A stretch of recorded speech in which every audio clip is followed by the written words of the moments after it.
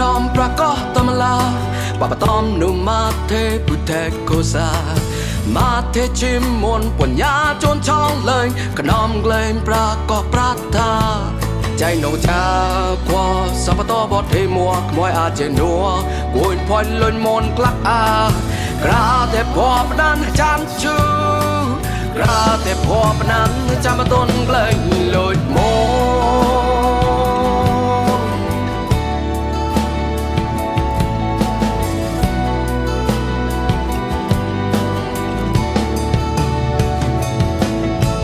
ตลอดปัญญาสามมนรอนโมลอยมนเกปรีโปรเกนกโมช่องเล่นแสกระเดินเงินปอยกลำปอยจูปอนจีจูปอนโมหัวใส่เลยคอยประตอมทบนเนรีสังกันจีทุกจอดยีสมอสมดแต่ประตอนมาควมเรมุนยาธรรมจารีเยดอกเพบกูโมปวดจะปนปัทมาก่อนจะปนโมจะสอนโมหากกุมเรโมญาธรรมจารีเยปัทมาสนิปัตตะโกมดองบัดดอกเพบกมโมโมมาลามครูครูกรามกรามครูครูกรามกรามนาเลใจโนจาตระปัญญาจากแมงมุมใจโนจาตระปัญญาจากทนตักแมงมุมนัวครุ่นแต่คอยประมา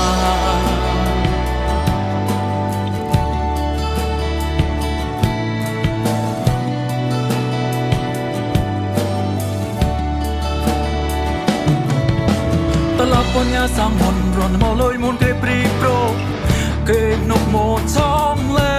นสักระเดยเงินปอยกลำปอยจบปอนจีจบปอนโม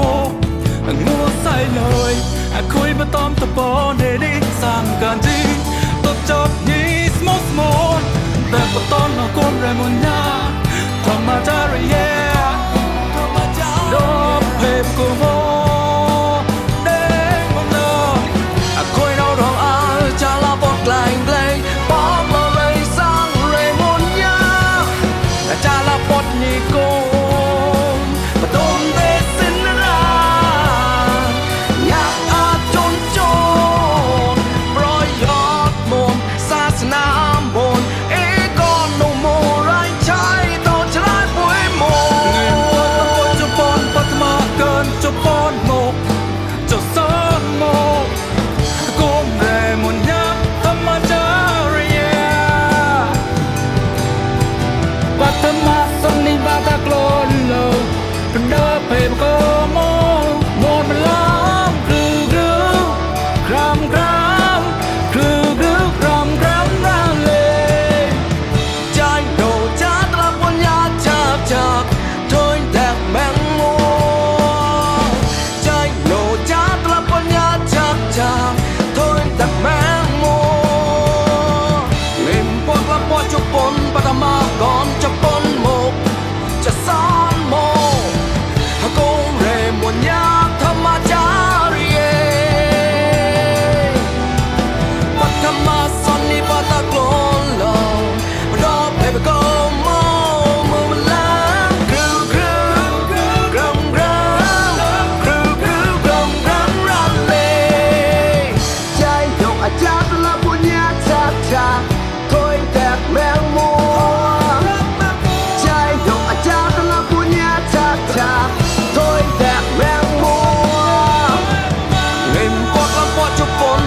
มก่อนจะปนโมกจะสอนโมกหากกุมเรโมญาธรรมจารีเยปัทมาสนิบาตะกลนโลเดินเพบก็โมโมมันล้อมกรือกรือกรำกรำกรือกรือกรำกรำร่างเลยใจดวงอาจารย์ตระบุญญาจากถอยแตกแมงมุม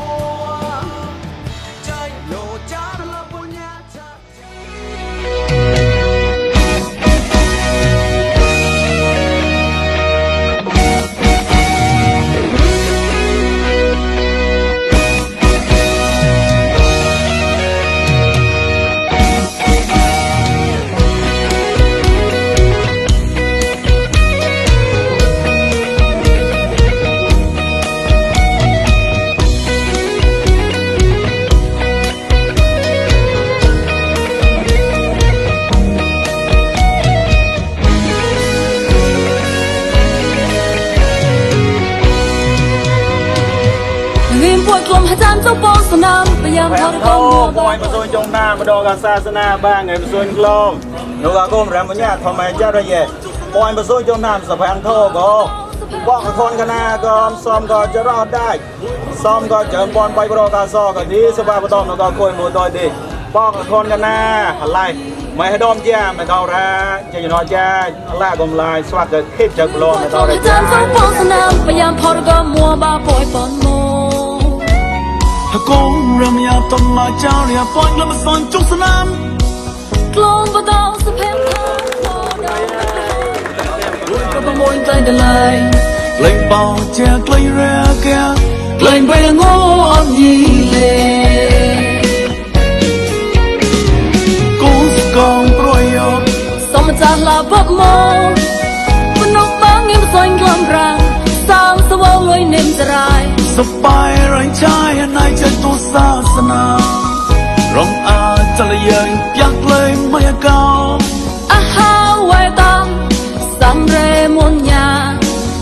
แม้มัวศาสนาคารแต่ไม่อยากเกลียวยีสา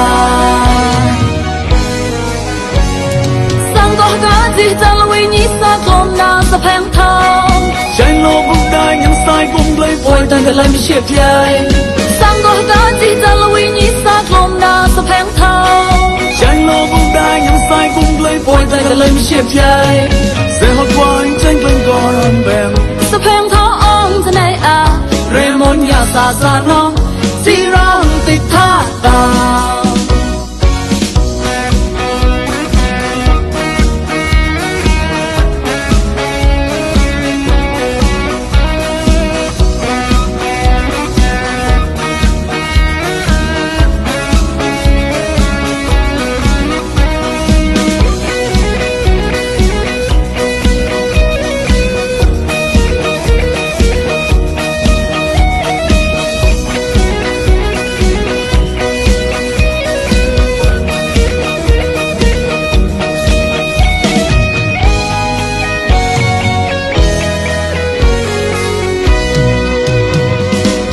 ลืมปวดกลมให้จานเจ้าปองสนามพยายามพอรกมัวบาปล่อยปองโม ถ้าโกงเริ่มอยากต้องมาเจ้าเรียปล่อยแล้วมาสอนจุกสนาม กลมบ่ต้องสะแพงเท้าควอดอมไม่กลอยป่วยพวยประมวยใจเดลาย เกรงเป่าเจ้าเกรงเรียแก เกรงไปละโง่อมยีเลและเงินป่วยกลมให้จานเจ้าปองสนามพยายามพอรกมัวบาปล่อยปอนโม ถ้าโกงเริ่มอยากต้องมาเจ้าเรียปล่อยแล้วมาสอนจุกสนาม กลมบ่ต้องสะแพงเท้าควอดอมไม่กลอยป่วยพวยประมวยใจเดลาย เกรงเป่าเจ้าเกรงเรียแก เกรงไปละโง่อมยีเล กูสกองโปรยยก สมจากลาบกโมปนุกบางเงียบซอยกลมรังสางสวอลอยเนมจะราย สบายไรชายนายใจตัวศาสนาร้องอาจะละเยิงยักเลยไม่เก่า อาหาไว้ตังสังเรมุนยา แม้มัวศาสนาคารแต่ไม่อยากเกลียวยีสา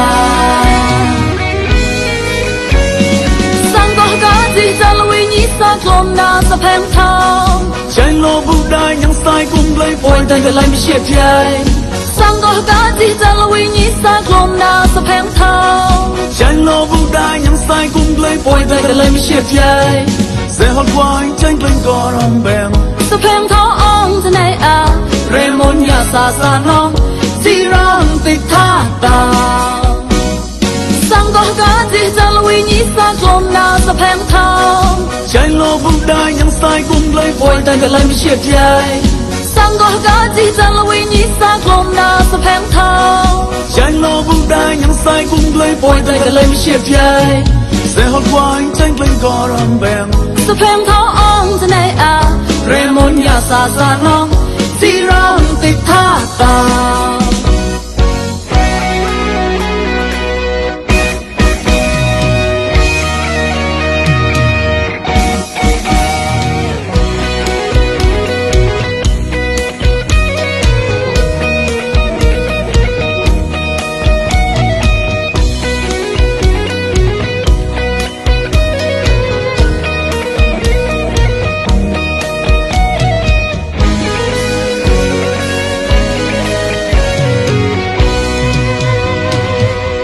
ปวดกลมให้จานเจ้าปองสนามพยายามพอดก็มัวบาปล่อยปอมโม Kong ramya toma jaria point glam son chuk sanam กลมบดองสะเพงเท้าควอดอมไม่ปลอยโวยพวกขโมยตายกันเลย Glen bao che klei ra ka กลิ่นใบละงูอ่อนยีเลยและเงินปวดกลมให้จานเจ้าปองสนามพยายามพอดก็มัวบาปล่อยปอนโม Kong ramya toma jaria point glam son chuk sanam กลมบดองสะเพงเท้าควอดอมไม่ปลอยโวยพวกขโมยตายกันเลย Glen bao che klei ra ka กลิ่นใบละงูอ่อนยีเลย Kong kong proyo สมจากลาบกโมมนุษย์บางเงียบสวยกลมรังสามสวงลอยเนมจะราย Sapai rai chai nai che to sa sana Rong a chala yang yak lei mai kao อาหาไว้ตังสังเรมุนยา Me mo sa sana kan แต่ไม่อยากเกลียวยีสาสังก็กาจีจะลอยยีสากลมนาสะแพงทอง Chai lo bung dai yang sai gung lei ป่วยตั้งแต่เลยไม่เฉียบใหญ่สังก็กาจีจะลอยยีสากลมนาสะแพงทอง Chai lo bung dai yang sai gung lei ป่วยตั้งแต่เลยไม่เฉียบใหญ่ Se hot wine chen glen goron bem สะแพงทองอ่องทนายอาเรมอนยาสาสาน้องสีร้องติดท่าตา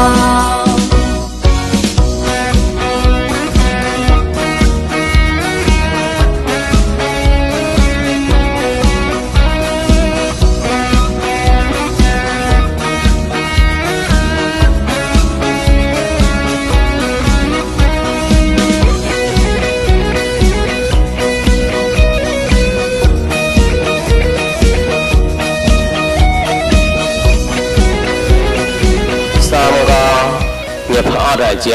mà người xong coi nhập họ ra áo chơi gì nó có chơi tất là người là chơi tay cái phát chọc mình với đôi cò lui man lên nhẹ lúc mà sầm hòn cò ô cò cái đánh point đau cò mà người mẹ pro xâm nhập họ nhỉ cò cò cặp la thì là mẹ ta ra áo sao bạn phải đom khơi lo rồi đi ô đời chơi gì nó có chơiให้ทำมาลูกกับปล่อยต่อยได้โมกันเลยปอกทำมาก็แล้วแมงอาจีจอนคอนกันนะไม่ต้องอะไรจ้าสักการศาสนาอาจับบางหญิงผสมกล่อมกระเราโยกระเราสนามสักการเด่งกลิ้งจับละงิมบ่อยกล่อมอาจารย์โยบอลสนามพยายามกีตาร์พอระเบิดมัวบาป่วยหมอก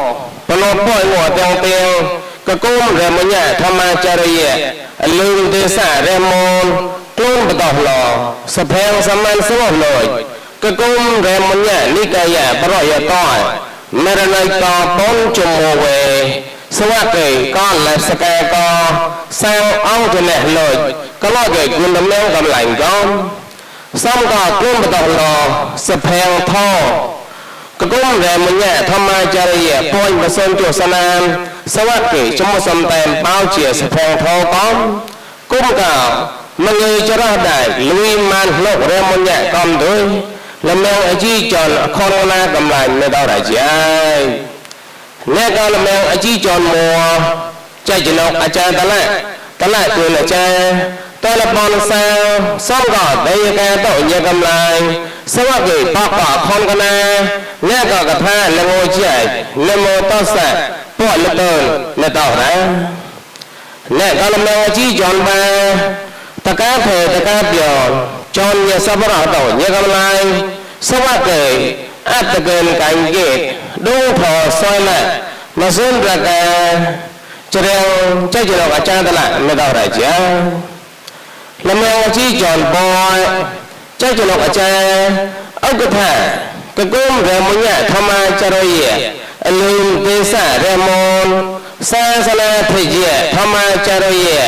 ตักตาพอดันละวุละสาระเพลโลวานบอ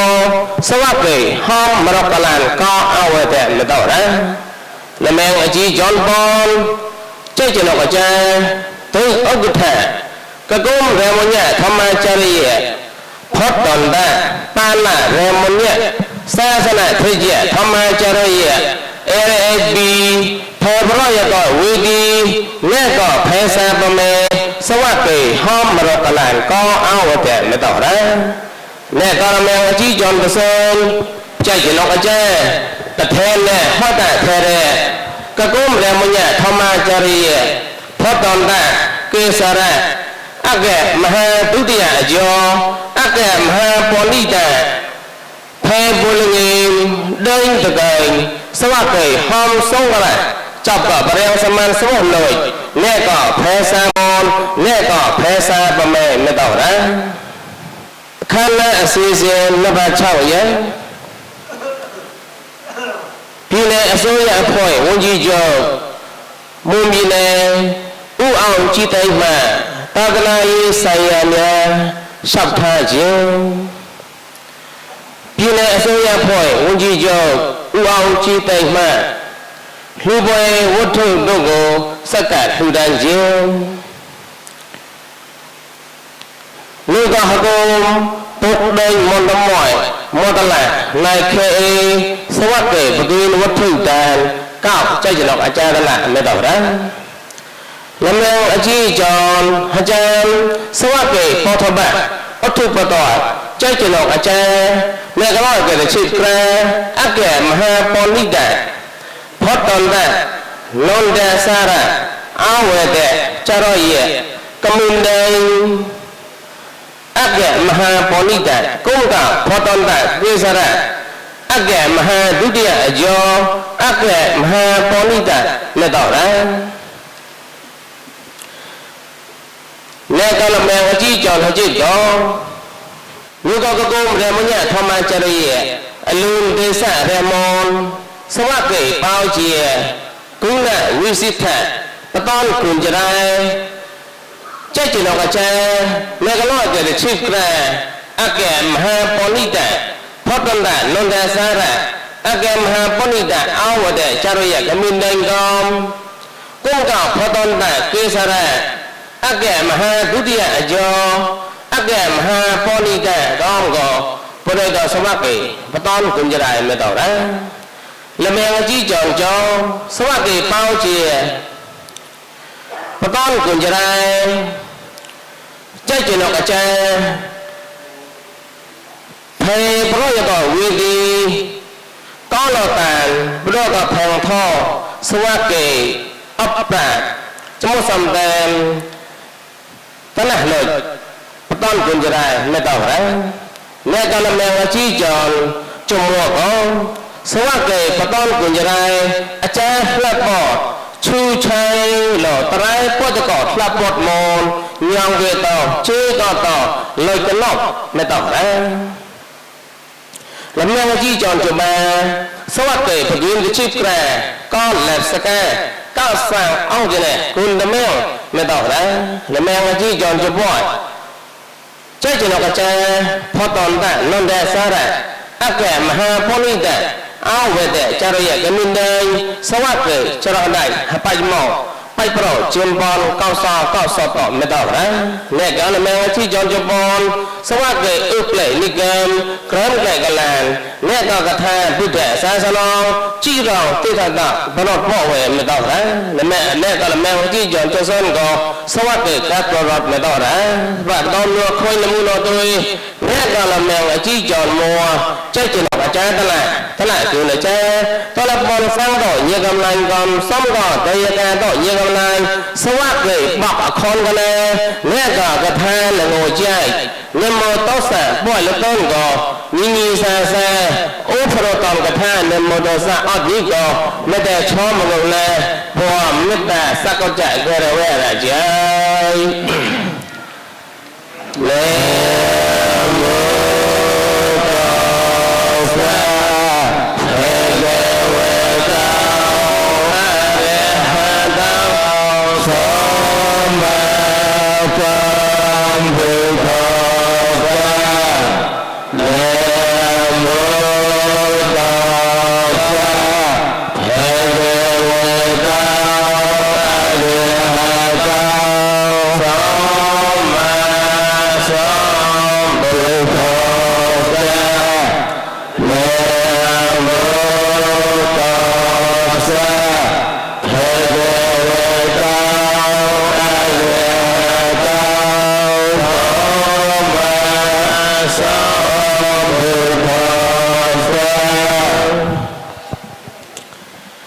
แน่กระแมงจี้จอนมัว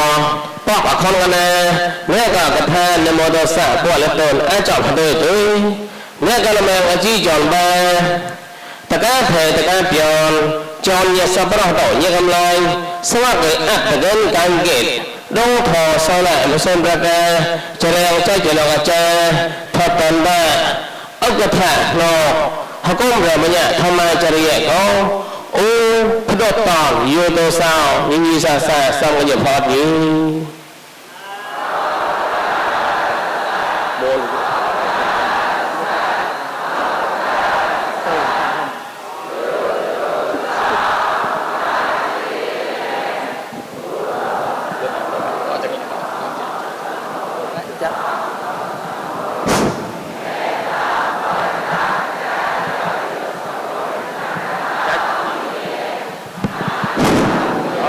กลาง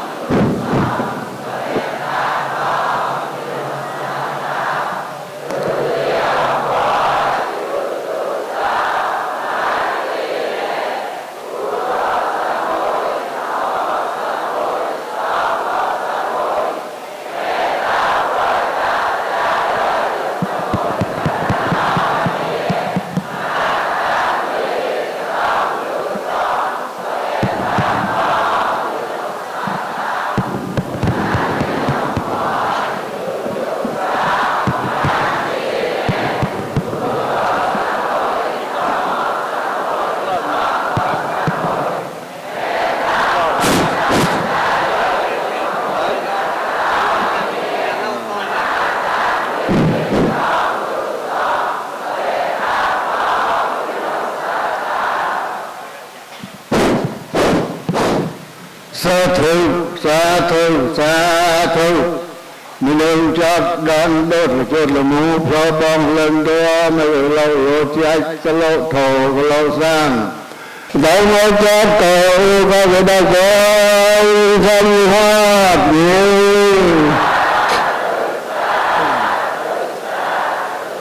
เอากาซาเอากาซาเอากาซาหอมพอนดีต่อยเส้นเล่นในสหะพอนจ่าสลองขมองเยจามอยตึงกระยำมอยหอมพอนดีต่อยเส้นเล่นในสหะพอนจ่าสลองขมองเยจามอยตาตะยำมอยหอมพอนดีตายคนในเมษาพอนยาสยองขอมองเยจามอยนักของกตวาสยองเดชาเยพอนดีเยเมหังเวเตเมตังเวติฆาเรื่องหัวตัสสะภะคะวะโตอะระหะโตสัมมาสัมพุทธัสสะ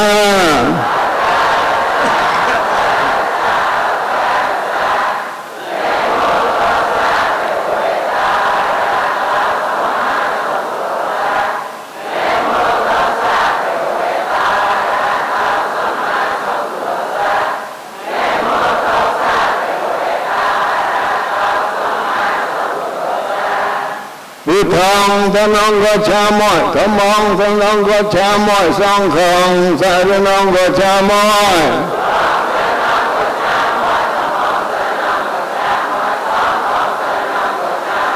เตรียมไว้พุทธังสนังกัจฉามอยเตรียมไว้ธัมมังสนังกัจฉามอยเตรียมไว้สังฆังสรณังกัจฉามอย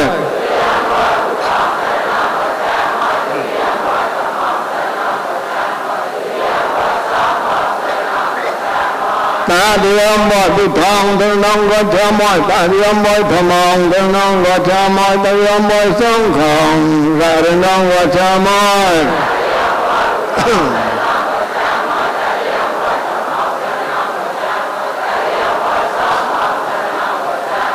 ตายสารณะเกมนองปานาปะปะปะวิริยะสิกขาปะตองสมาธิยามอย ဒီနေ့တနေ့ဝိရိမစိတ်ကားတော်သမာဓိယမော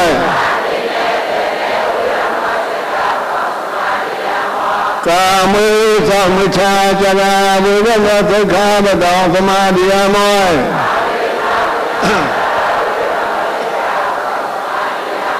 မုဇာဝတေဝိရိမစိတ်ကားတော်သမာဓိယမောသောရာမီယမတ္တပမတောဓမ္မေဝိရမောစိက္ခာပတောသမာဓိယမော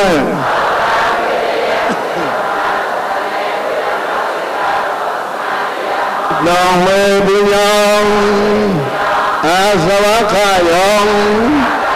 ဝေဟောင်းဟောတောတောမေစေလောနိဗ္ဗာန်သောဘုဒ္ဓယောဟောတောဇာထုတောသနေမသမောင်ပွန်ကြသယောင်သထုဆောင်တတဝဥပမတိနေသမတိသာသုသာသုသာသုနေကလမေအကြီးကြောင့်ပါတကားဖေတကားပြောင်းကြောင်းရစပရတော့ညကလိုင်းအတ္တကံဂိုင်းကြီးလုံးထော်ဆွဲလိုက်အကြောင်းတဲ့သူလမေအကြီးကြောင့်ပွားใจจโลกจาอักุถะกะกุมเรมญะธรรมจริยะอลุมเตสะเรมนตอกดาพระตันดะวนะสาระศาสนาขจิธรรมจริยะพะนกวันบอสวักเกห้อมรกกลานกออาวะเตละบะหะจังหักกะใจจโลกจาจังอุกญะห้อมรกกลานกออาวะเตพลดบุคคลนนิจังมังเรไม่ตัวปรสัพเนอตะra ngon nào phèn tham ăn tham ăn lời poi phèn tham ăn tham ăn lời pon chủ muôn ham cam ra thế là phèn rồi mà nhà ní cả dạ con là công còn nào lưu cao và son chủ nam cam phèn là đó mọi người đó đã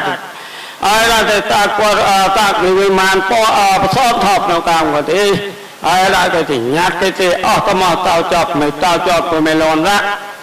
ra ra mà nhà ní cái ya po klom qua cùng còn nọ klom gần nọ lo ra tí cha tôm nọ sát ra nghềm po klom po chu po nam chạy nó cha la mô niang và có ta ra tôi chỉ tao klon klơi nên tao klon lần tôi thì lão chết nam thì gì to klon tao còn muốn ra thì ra món nhát thầm mà cho thì nhẹ hầm một tí phèn sớm ăn xua lồi thì làm sao nó lời gì tao klon là toàn tôi thì là khôi tệ là bé có là quý màn son thọc nó ra đó có tỏi tệ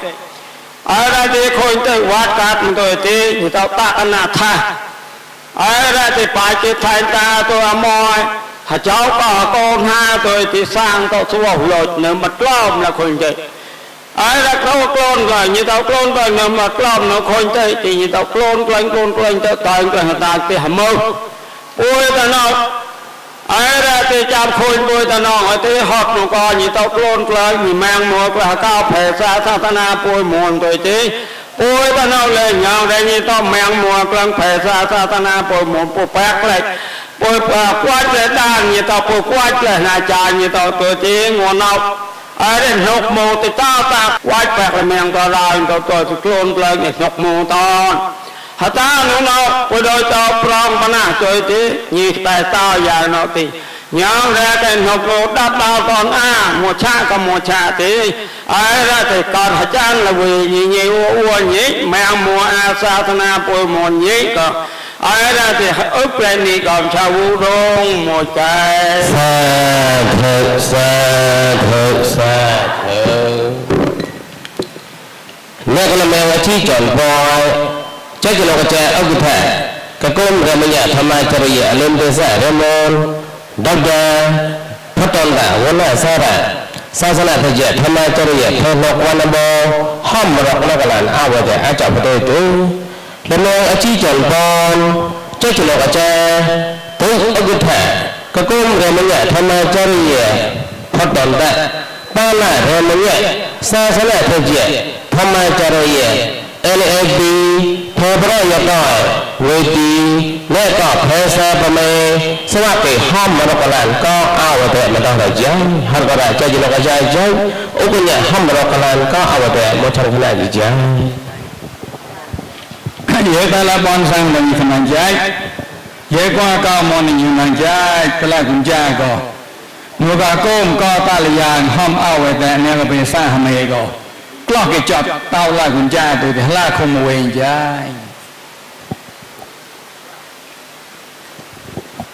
บุบรีบรรณาโกอาศัยต่อกงโดก็บ้าก็อายุงกิ้วละเอียด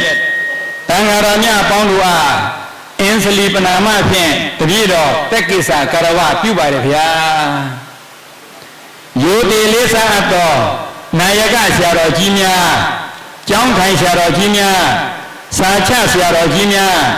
สาองตังการอมีพะเลยกำเนามองปีเนวันจีเจ้าอูองจีเต็งเพดกว่าปีเนวันจีเมียฐานะเสียอติติมาปุกุเมียมอนียุติปาติมาพระวิเมียมองจิตปาดีมาพระวิญญาตาตนาชิดแข่งစိတ်ကောင်းဝင်ကြကုန်တော့တရားဒဂမှာပေါင်းသူတော်ကောင်းများအလုံးယောဂပယဘေးရန်ကွာ၍ကိုယ်စိတ်နှပြကျမ်းမာချမ်းသာပါစေကြောင်းရှေးဥစွာဆုမွန်ကောင်းတောင်းလိုက်ရပါတယ်ယခုကျင်းပတဲ့အခမ်းအနားဟာအခမ်းအနား၃မျိုးဖြစ်ပါတယ်နံပါတ်၁ကနေ့စဉ်ကျင်းပမြဲဖြစ်သော40ကြိမ်မြောက်ဝါမညနိကာယပရိယတိသံဃဝေစုနှင့်တပင်ဆက်ကခြင်းအခမ်းအနားနောက်နံပါတ်2က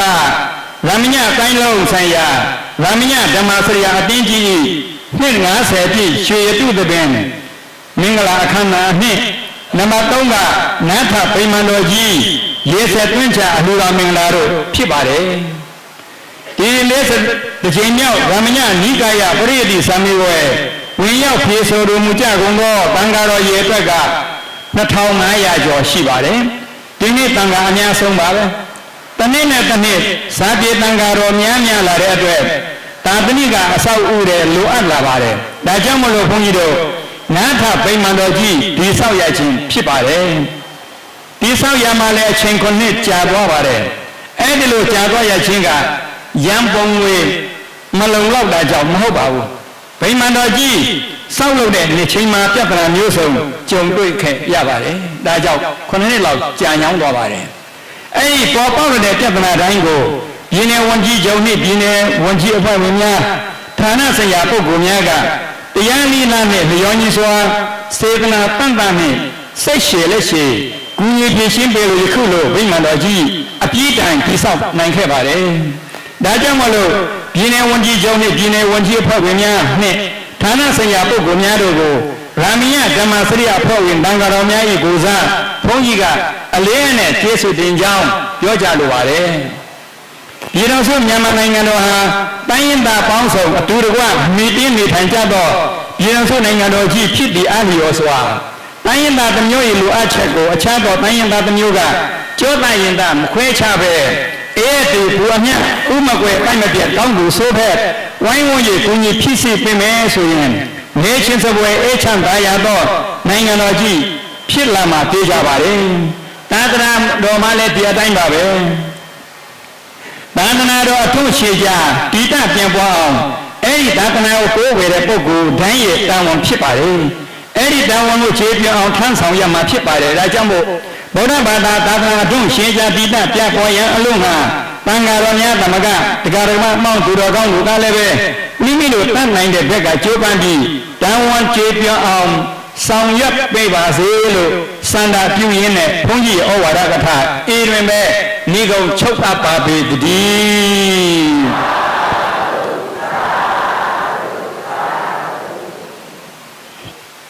တဲ့ကောလမေအကြည့်ကြောင့်ပစံကြည့်ကြတော့အကျန်အထယ်နဲ့ဟောတဲ့ထဲတဲ့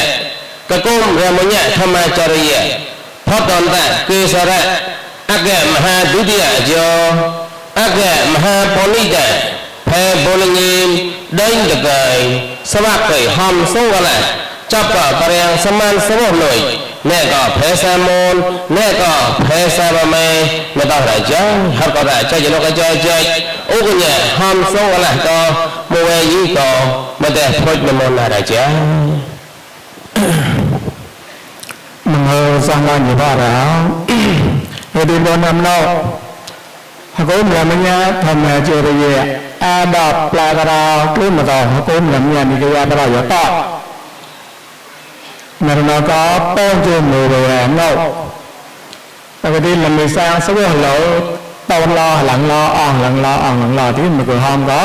ตอนโดนหลีกลี่แหละไอ้ก็ดีฮะก็มันเนี่ยทำให้เจริญอาบาเพื่อมาต่อสเปียงสมาสุเลยแบบนี้มีกายปรายตาเนาะก็นำเราปังแล้วปองจมูกเวปองจมูกนำละเอ้ได้ว่าปองจมูกเวเนาะมันไม่สร้างขโมยสามนอยกุนปรายตาสุเลยหลังรอเราตอนรอหลังรอเราทำดีเหลือจีปาอยู่ก็หาไปตัวนี้อย่างสังสารเอ้ได้บอกว่าสเปียงสมาสุเลยแบบนี้มีกายปรายตาเนาะมันไม่ตอนนั้นดีเลยมาหับตอนก็ตอนปลาตาตะกูหมดตอนสระตาวระหมดตอนธรรมจริยหมดตอนมหาตอนทุกตอนมุชิเมตอนกุติกาตอนมุลาหอมดีสำหรับมันมาตอนเอ็มเราก็ตอนเนาะตอนปลาตาตะกูลิบเสวะจามกาอ่านหมดกาตอนสระตาวระลิบเสวะจะตอนจะกาอ่านหมดจะกาตัวปลอมต้องทำมาเจริญลิบสกุลตายกลอบตาโจฮับปจิกาออกแอร์ก็กลอบจิจิกาต้นมาลิบสกุลตายกลอบบาฮกาออกแอร์ก็จามโจฮับปจิกาต้นโมชิมาลิบสกุลตายกลอบบาราโจฮับปจิกาออกแอร์กลอบมสิจิกาต้นคือเด็กลิบสกุลตอนเราพอจะบอกเนี่ยก็เอาแม่ตัวพิจิกาตอนนี้แหละลิบสวอก็จิกล้อมปอยสิ่งเนี่ยก็เอาแอบสิ่งล้อมใบสิ่งเนี่ยก็ต่อห่อทำดีพอตอนเราจะร่างก็แบ้ลืมสิ่งล้อมใบฮะก็ละสวอแบ้ลืมใบล้อมราจหับปอยก็เอาแอบก็ลืมปอยจหับปอยก็สมัยนี้ก็ได้แจ้เนาะในเรื่องห้องก็เป็นเหมือนตอนนี้ตัวตากับร้องห้องก็เป็นอย่างนี้เลยเวลาเราจะหน่อจ้าตัวท่าไปเลยห้องเรามีสังสารตัวมาละตัวเด็กติดเล็กตัวยืดทางโตอยากเชื่อเสียเลยคุณเนี่ยมาทางมิสเตอร์คุณเนี่ยพอยืดเจนน้ำยาธรรมะสิริยาเพื่อจีมือเจนบ้าดอกน้ำยามีกระยาปริติสามเลยจีเชื่อเสียได้อาตามหาปริปารกุตังยามากุกุตังธรรมะสริยะตังปฐมจีตังปฐมลัตตังปฐมเงตังเชกันมูลตังยิโลอตังละขณตังจินบะแค่บาเรอุดิขณตังแท้มาปริบารกุตังละ10ပါဝင်ရောက်ကြည့်ဆိုပါတယ်อุดิ10ပါแท้มาတပါအောင်မြင်ပါတယ်ညမဂုဏ်ဒုဒန်းကတော့14ပါဝင်ရောက်ကြည့်ဆိုခဲ့ပါတယ်အဲ့ဒီ14ပါထဲမှာတပါပဲအောင်မြင်ခဲ့ပါတယ်နောက်ဓမ္မစရိယတန်းစာ6တန်းပေါ့နော်အဲ့ဒီစာ6တန်းစာဝဲကိုအတန်းကိုဘယ်ဆိုဝေရောက်ကြည့်ဆိုတဲ့တန်းကတော့329ပါအောင်တာကတော့109ပါအောင်မြင်ခဲ့ပါတယ်နောက်ပထမကြီးတန်း202ပါကြည့်ဆိုပါတယ်အဲ့ဒီထဲမှာ89ပါအောင်မြင်တော်မူခဲ့ပါတယ်။နောက်ပထမလတ္တန်269ပါဝင်ရောက်ပြည့်စုံပါတယ်။အဲ့ဒီထဲမှာ105ပါအောင်မြင်ပြည့်စုံအောင်မြင်ခဲ့ပါတယ်။နောက်ပရမအငယ်တန်း494ပါဝင်ရောက်ပြည့်စုံပါတယ်။အဲ့ဒီထဲမှာ209ပါအောင်မြင်တော်မူပါတယ်။နောက်အခြေခံမူလတန်းဆိုတာကတော့995ပါဝင်ရောက်ပြည့်စုံပါတယ်။အဲ့ဒီထဲမှာ925ပါအောင်မြင်တော်မူပါတယ်။အားလုံးစုစုပေါင်းဆိုလို့ရှိရင်စီရင်ပေးမှာကတော့2500ပါ။အဲ့ဒီထဲမှာပြည့်စုံတာကတော့2269ပါ။အောင်မြင်တဲ့ဆရာတော်ဗာလဲဥစဉ်တမဏေကုရင်တွေကြတော့1039ပါအောင်မြင်တော်မူပါတယ်။ဒါကြောင့်ဒီနေ့ဘုန်းကြီးတို့အကျဉ်းချုပ် ဖြေဆိုတဲ့တန်ဃာတော်အရှင်မြတ်များအားလုံးစုစုပေါင်းအောင်တာကတော့1089ပါ39ပါအောင်မြင်ပါတယ်အဲ့ဒီအောင်မြင်တဲ့တန်ဃာတော်များထက်မှာပရမဒုတိယတတိယပရမကြည်တံပတုတပရမလတံပတုတပရမငေတံပတုတပရမအခြေခံမူလတံပတုတတာလျင်ဘုန်းကြီးတို့ဒီနေရာလေးအချိန်ကိုကြည့်ပြီးတော့ဒီနေရာလေးစာအောင်စုစာအောင်လမတ်ချင်းချင်းဆက်ကပါတယ်ကျန်တဲ့ကိုတော်တွေကြတော့ဥစဉ်လေးတွေကြတော့ကိုရင်လေးတွေကြတော့သူဆရာတော်နဲ့ပြည့်ဆိုင်ရကြတော့ကြီးကိုဘုန်းကြီးတို့ကြိုးတင်လို့စက်ကထားပြတာဖြစ်ပါတယ်ဒါကြောင့်ဒီနေ့ဘုန်းကြီးတို့ရမယတမစရိယအဖွဲ့ကြီးဤကြည်ဘူးကျင်းပတော်ရမယမေဃယဝိသီသံဝဲ40ကြိမ်မြောက်တောင်းကောင်းမွန်မွန်အောင်မြင်ခဲ့ပါတယ်လို့ပြောကြရင်ဒီကုံချုပ်လိုက်ပါတယ်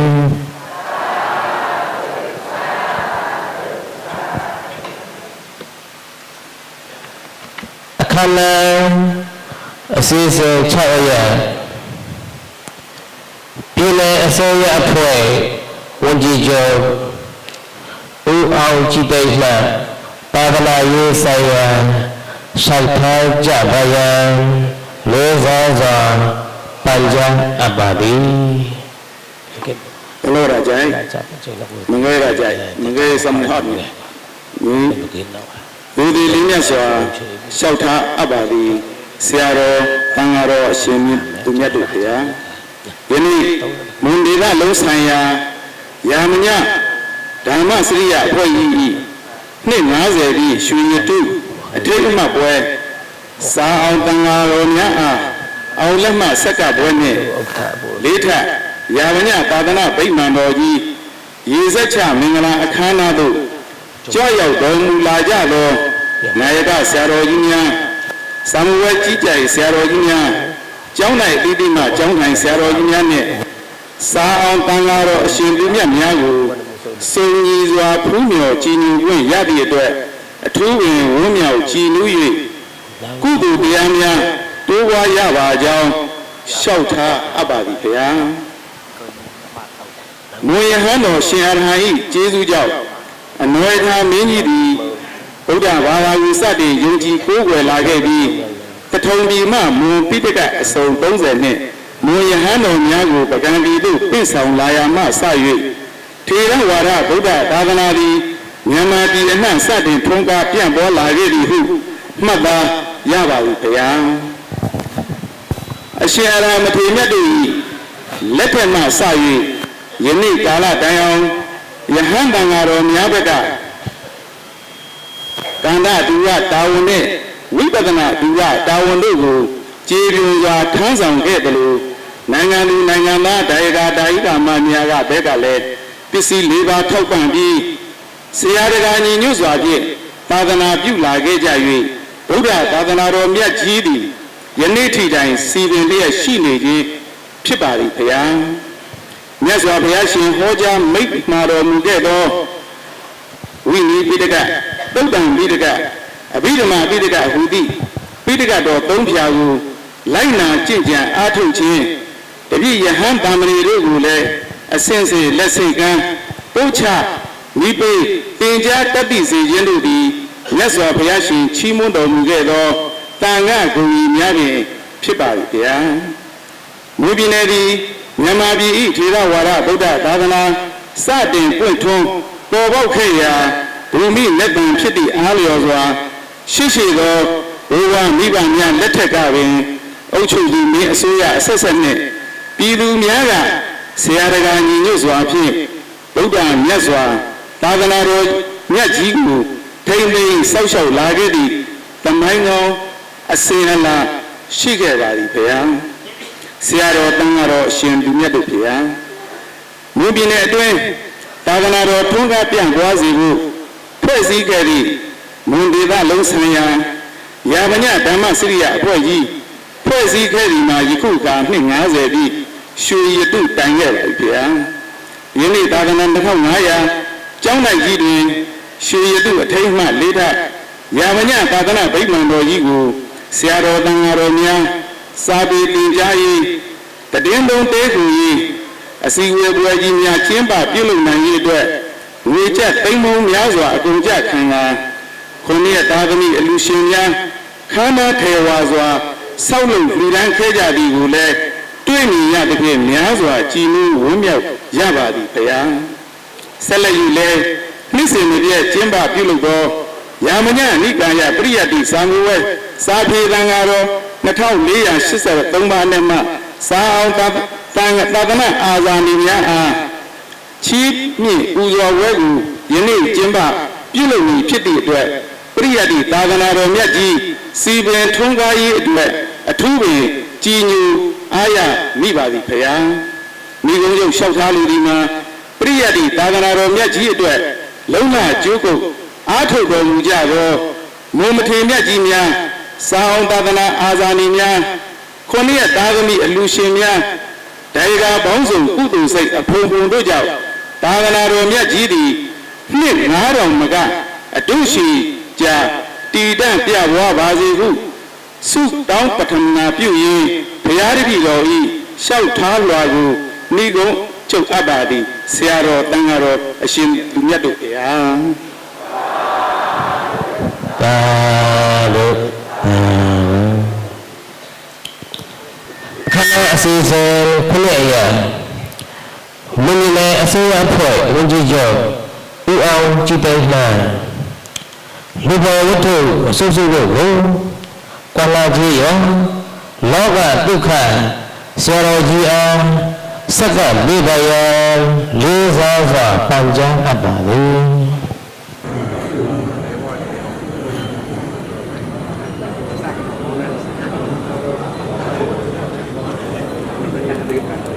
Tây San Thư Họ Sa Thư Sa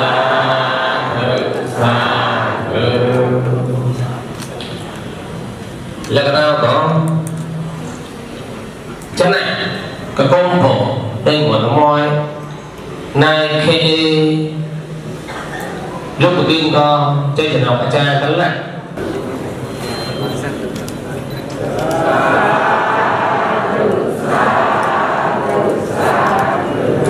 tăng cường của mình làm đấy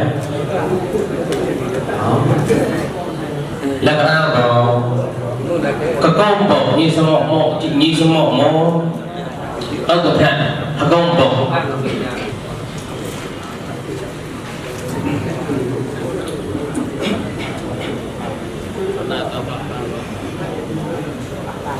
Tây Sa Thư Sa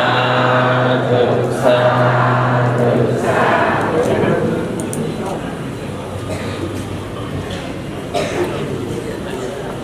Vì này tôi phải muốn đi chờ u ông chỉ đây thu chia sẻ tiền sĩ bà trong thà lòng giàu già này ở đấy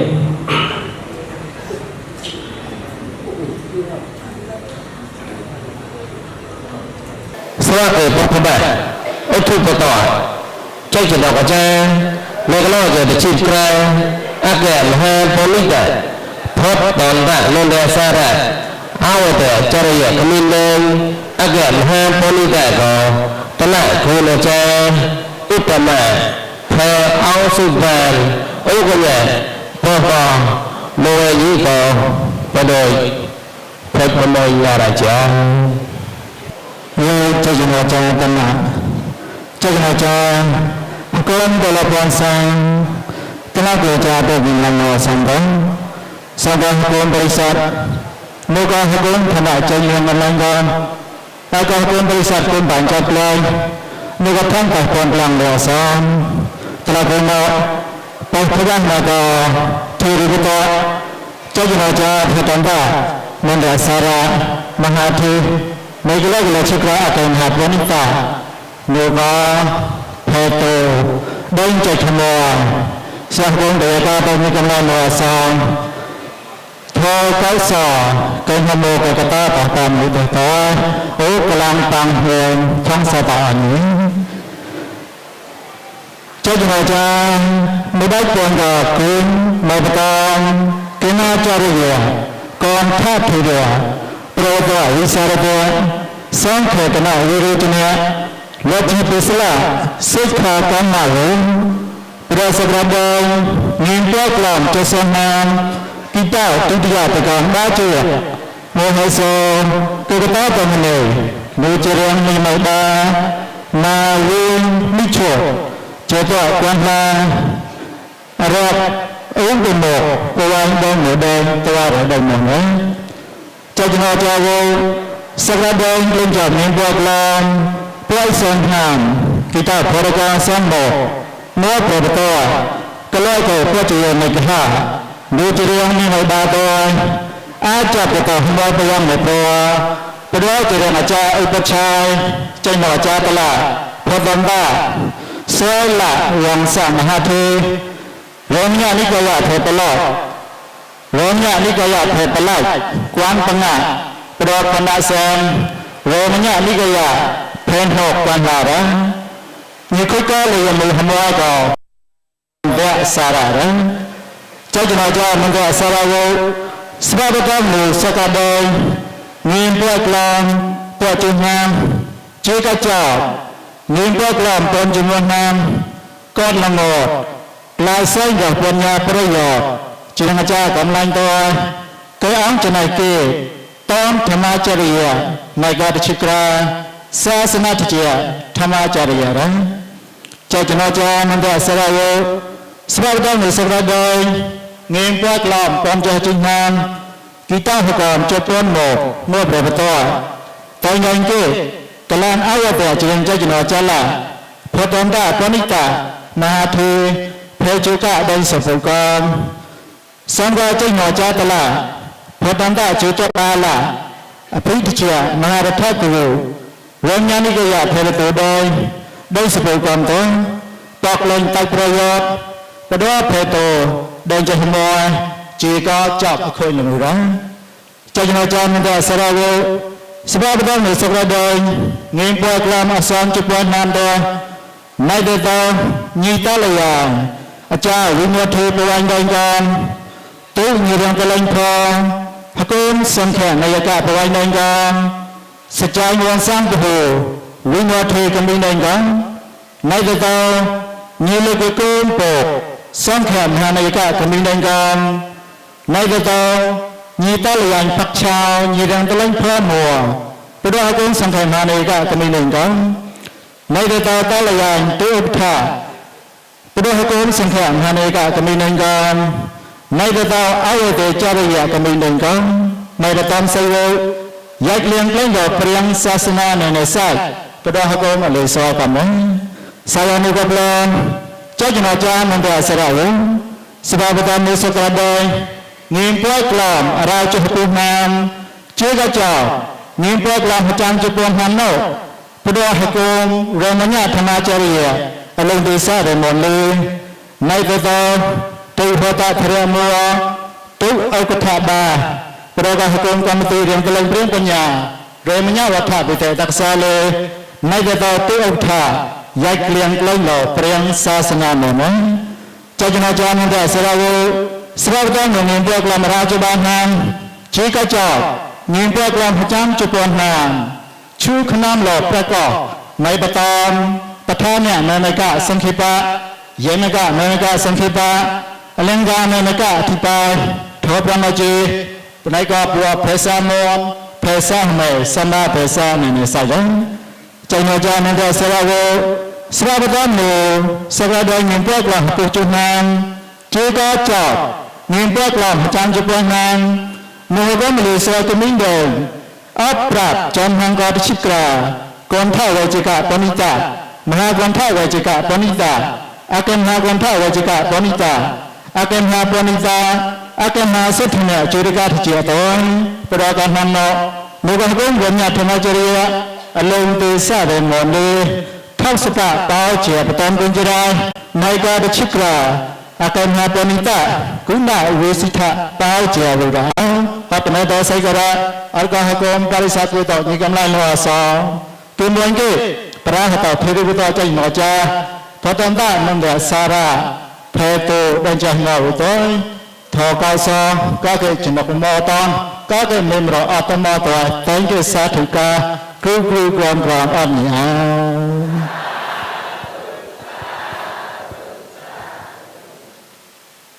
ใจจะนอกใจ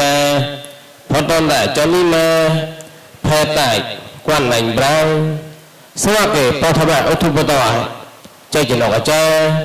พอตอนแต่กุศลอาแกมหาตุติยะจงอาแกมหาปณิตะก็โอกญะปรับเลยปฐมก็อุทุปตอยตลาดกุลจาปุยมอชันขนาดนี้จ้าอันก็ตัวละบางสังก็เนี่ยกำไรกอมซ้ำก็ขรอกก็เรียนน่ะพอสุจรก็เนี่ยกำไรก็เกิดได้ปอยก็มันเงินแม่ปัวนี่ก็พอก็กล้าอุดมที่นามิตาตัวเองอุดมกังวลโน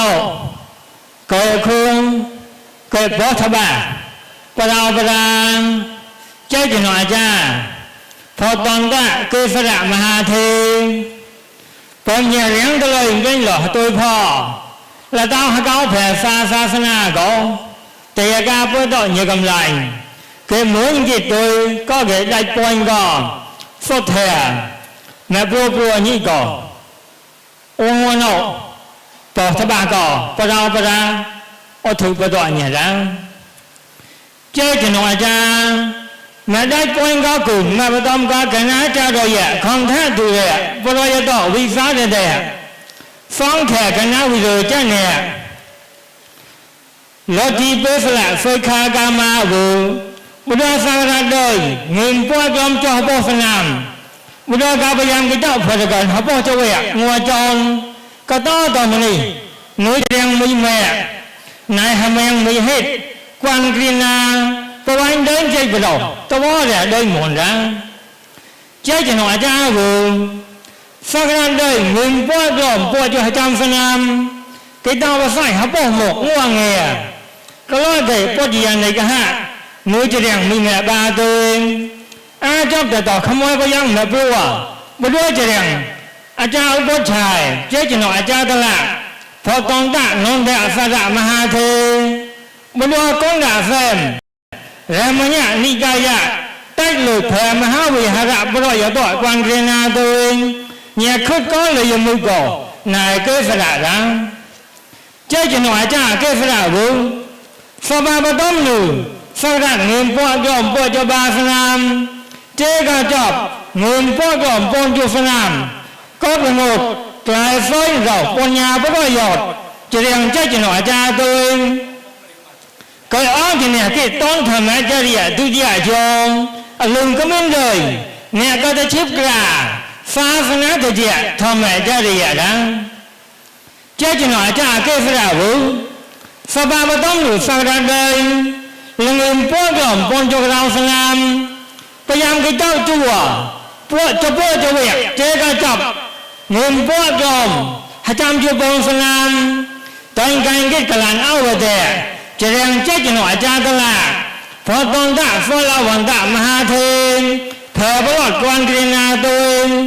ปักเล่นตั้งหลุดประโยชน์ไม่รู้แผ่ประวัติกวนกรีนาพอผลหมวช่างหน้าตัวพร้อมก็ตอนหน้าไม่รู้ตั้งประโยชน์ตัวมงแผ่ตัวมีได้เลยเนี่ยได้ดอกประเทศเนี่ยในยากาช่างพี่เลยนะเจ้าจะหน่อยจ้าเกิดสระบุสบายประต้มอยู่สักราชเงินปวดยอมกระเราจะปสนามเจ้าก็จบเงินปวดยอมจำจะปสนามโลกมุดก็หาก้มแต่มันเนี่ยทำให้เจ้าที่ลุงเตสาจะมนเลยเนี่ยได้ต่อตัวหัวได้ทะเลเนี่ยได้ต่อประเทศเนี่ยหัวได้ทะเลยัยเกลียงเลี้ยงโลประเดี๋ยวศาสนามนดังเจ้าจะหน่อยจ้าเกิดสระบุสบายประต้มหนูสักเงินปวดยอมสนใจปสนาม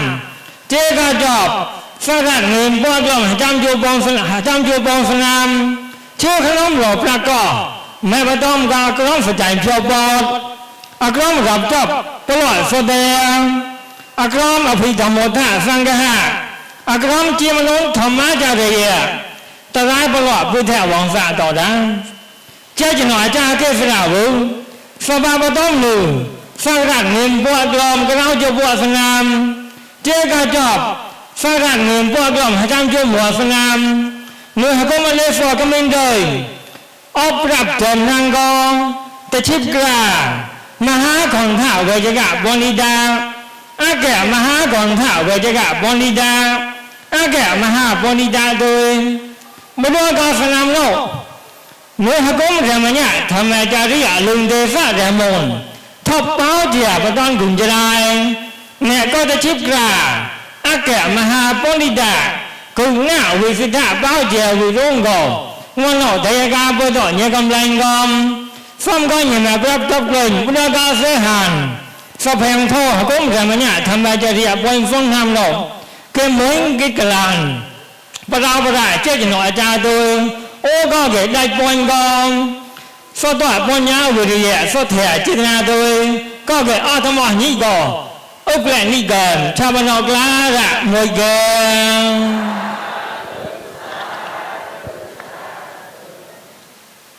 နေကလည်းမကြောင်ကြည့်လူကကုံရမညထမကြရရဲ့အလင်းဒေသရဲမောစဝကေပေါင်းချေပတန်กุญจရာနေကတချိကရအကမဟာပေါလိတကုဏဝိစိတ္ထကျေကျလောကချေ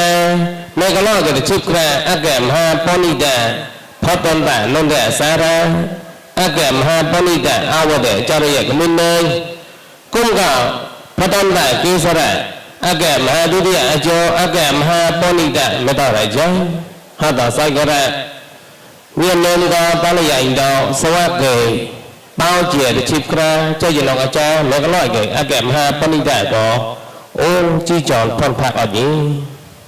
ရဘောကကလာဟမ်နဒီကျင်းလောအကျော်နန္ဒာစာရဖေတူဒန်ချမောစဝကေတိုင်ရဲ့ချိခရာကောအိုးညတန်ရကြစ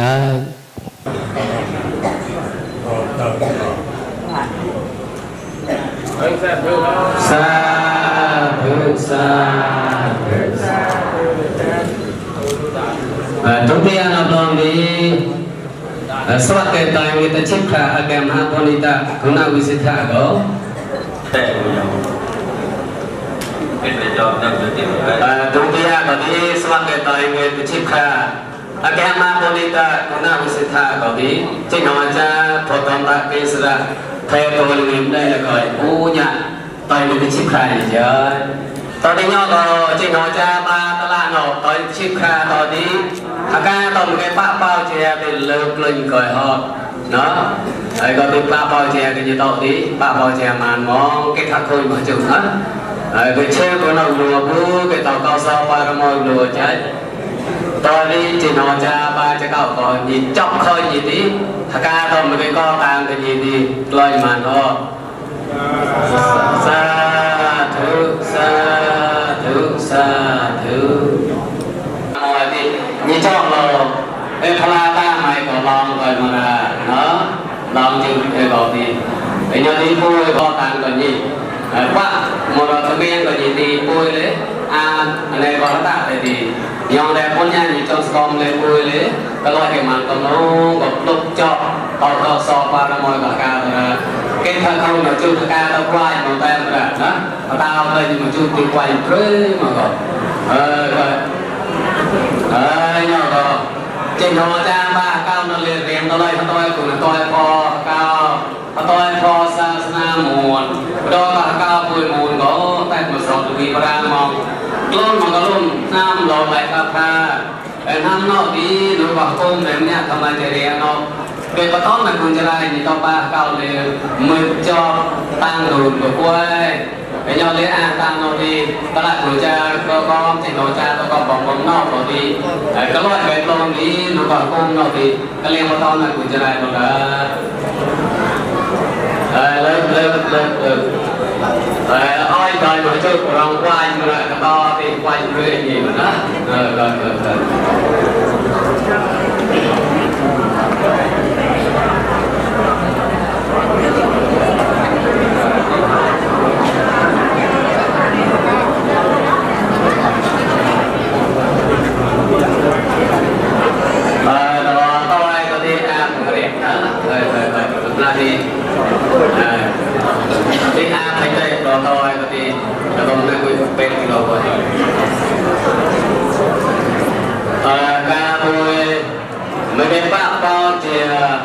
cùng tấm lên hầm nó thì có cùng còn cái nhà này cái kalau ada citra agama hama polita nếu có một liều soi đó nhớ đó bắt đó trong một sông tem có đó con là cũng chơi bao biển ta là con nhà thì orang yang juga hakom remanya sama jarian oleh batang cũng chơi kích cũng là tao chơi tao nhớ đó cũng lo đã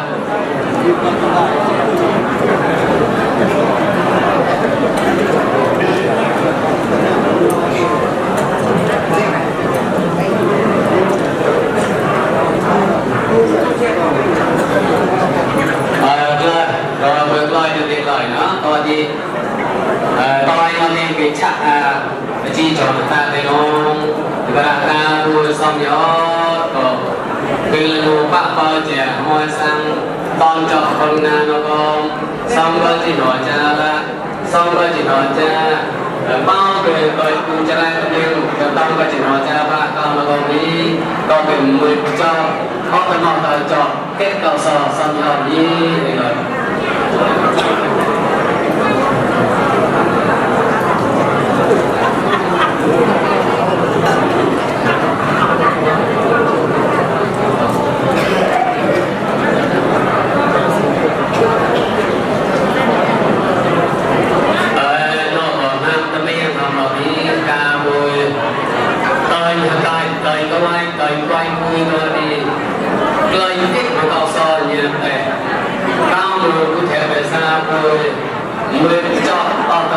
cho tăng lên tăng vào của mẹ chịu liệt ra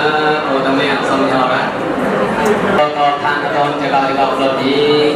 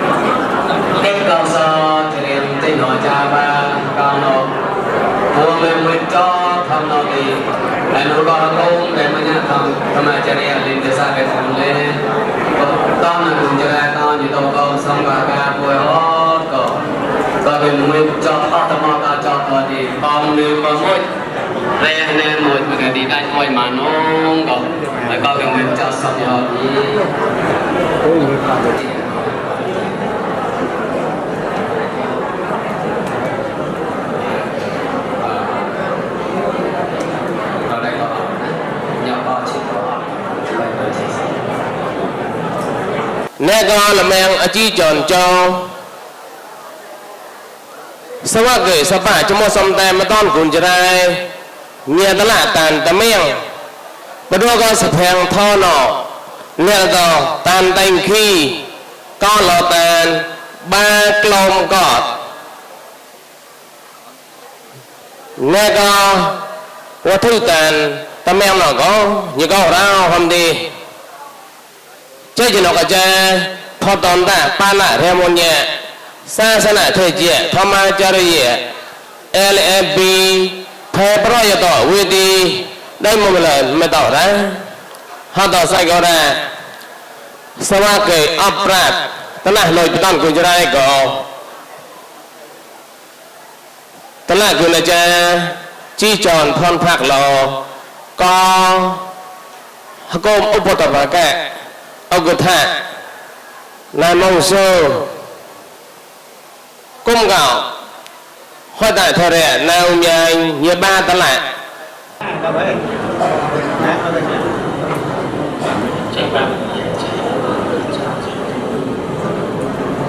chơi nó chơi họ toàn tại con đẹp xa đây phương tàn nó có cái chuyện phèn thô nó ba lồng có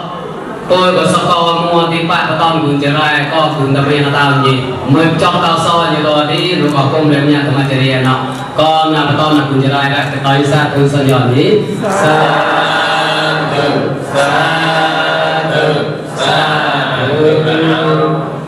chỉ nói cha có cái tàu sách cho sách cái ba prakai như chơi có tao sasana có cái ông thế này mà nó ngon như chơi cái nó đi sao cái tao cùng chơi lại bao từ chung nonประกอบเราcungเลยเนี่ยธรรมจริยาเนาะลอยมอนด้วยใกล้กับดอนมอนลงเลยก็ดียังต้องนกปากชื่อก็ยังไงเปล่าเลยไอ้ป้าต้องเราคุยกันตัวดีตอนกันไงนะพอตอนจะได้ก็ดีโอ้เนี่ยแต่เกิดยิ่งเจอไอ้เนาะเอากระทะโกย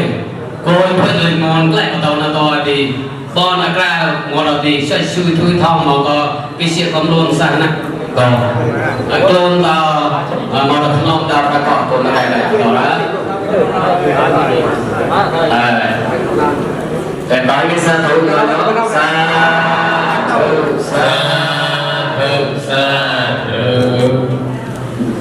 ไม่นอนบ้านก็ทอดต้นแบบอากิจิเนี่ยแทนโรควันอังเคยาวได้ชื่อโลประกอบขนมโลตรายปลาลอยเจตักกะสวัสดีปานการเกตตนะก็ต้องกุญแจก็ดีไทยบริเวณได้ก็เลยยิงเตะไปก็สาธุสาธุสาธุสาธุหมดตัวแล้วหมดชาติได้ใช่กุญแจหมดชาติได้จริงๆนะไม่นอนเพราะว่าพอทำได้เอสละไปบริเวณได้ก็เลยตรายปลาลอยอุแถวองศาสวัสดีพอตอนนั้นกุญแจก็ดีงานลอยก็ดีคะแนนก็จิตโตมรดกของหลายนี้จิตโตจางเราเลยโอ้ยไปโดยมันใกล้ตัวก็ดีใกล้ใช้ช่วยก็ดีช่วยหลบน้องประกอบย้อนเลยพูดถึงกุญแจก่อนตอนนี้สาธุสาธุสาธุสาธุจีจอนป้องก็ทบต้นได้ในเรื่องแพ้ธรรมะโลกะได้หมดแล้วชื่อโลประกอบตรายปลาลอยมุชิมาปอนนักสั่งต่อละสวัสดีตายกายเวทนาก็ต้องจะได้ก็โอ้ยนี่เจริญตายซาตุซาตุซาตุซาจีโนจะแพ้ก็ไล่ตั้งดูนะเจริญสวัสดีตายก็มรดกนะเราก็ต้องจะได้ที่จีโนจะเอาไปซาดูวันนี้ก็โตโอ้ยนี่เจริญเจริญเดียเจริญเดียทอตองได้เจริญเดียไทยก็รอบวันกันนะแต่ยังเดียกล้ามรดีก็มรดกตอนกำลังแต่งสอนก็มรดีก็ลงที่เสียสานาก็ดีชูเลยอาจจะก็เอาไม่ไหนอะไรไปก็ได้ไปสาธุอ๋อสาธุไม่นอนกันแล้วทอตองได้วินเดสาระเทศนาเรติตาได้หมดแล้วชูโลประกอบตรายปะต้อยทรงวิเตเนี่ยเว้ยสวัสดีตอนกายเวทนาต้องกุญแจก็โอ้ยนี่เจอกุญแจนั่นเลยถ้าแต่สอบวิบากก็รอยตัวศาสนาเราได้ถูกหลอกเราสามารถสร้างกลายวิจิตรนามกันได้แต่ก็แต่สอบเด็ดปากกาต่อไปในสัปดาห์นี้สาธุสาธุสาธุมอก้าวโตมันนอโตทบตองนะอาแกทำไมอ่ะแทงลบวันลบปืนชูหลบประกอบตรายปลาลอังอุตโตกนอบปัตมาต่อละสวัสดีไปกายเกตตนะถูกต้องจะได้ก็แต่โอ้กันอย่างเดียวตอนนี้การพูดออกไปในสัตว์ตัวนี้สาธุสา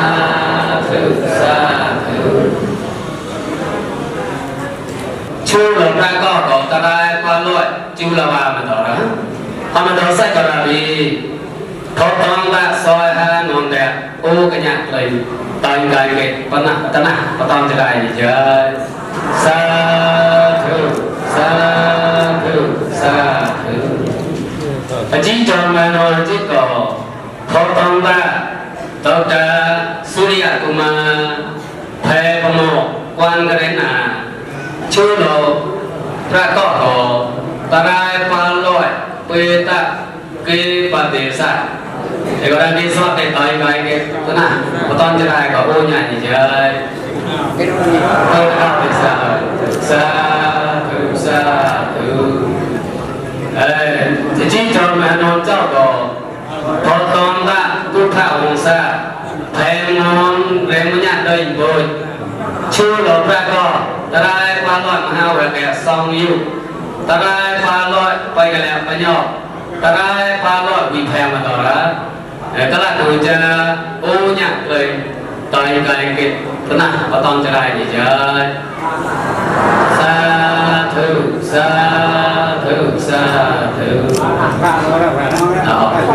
tăng luôn ở ba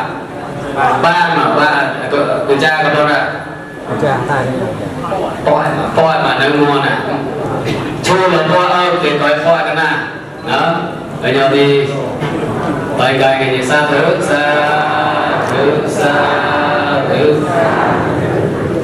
em một luôn trái nói với sa thứ gì sa tăng cùng có trình độ cha rồi tôi thì là thà ca mua lên nói cho sa thứ pro tâm đi trong đó là nó và lòng việc lắm nè អ្នកក៏លំងអធិចរចូលបាស្វាគីបកឹមជិកក្រែក៏លែបសកាកោសាំងអង្គនេះលុយគុណមែងកំឡៃ ông trên này đây là mời ông là con ba lít bài hồn là tỏ ra họ là tỏ say tỏ ra ngài sát thế chia ô tay ngài cái chúc ra như thế cô mới đi xin kìa mà nó phải thôi thì mồi này để nhau ta phải mới cho để ba lít bài hồn ông rồi bố nhau có cái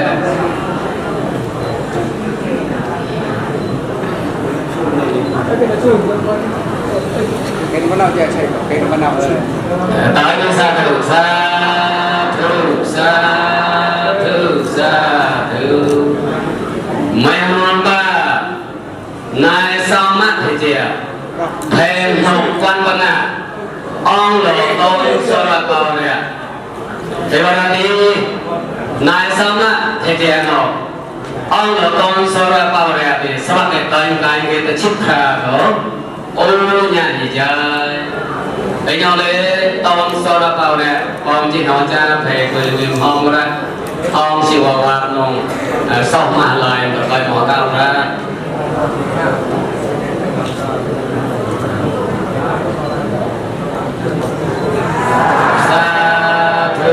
sa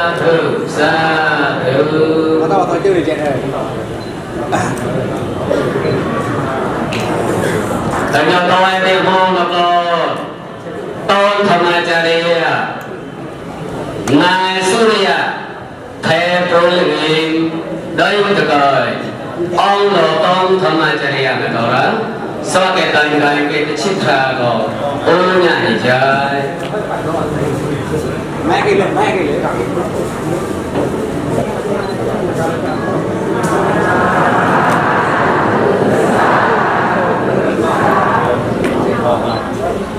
ca nuôi coi sa thư lên bây giờ thì trẻ hôm con ông thà một là tăng tùng ông có thà tôi là chứ sa thư này hai mươi cái này rồi qua ngài quê làm ca thề cọp thác lệ quan abo ông là con thằng này chơi có sao cái tay này cái nào có tâm cũng chơi có ô nhà gì chơi sa thư mày non po này tên nè thề cọp thác lệ quan abo ông là con thằng này chơi có sao cái tay này cái chiếc ra có ô nhà gì chơi sa thư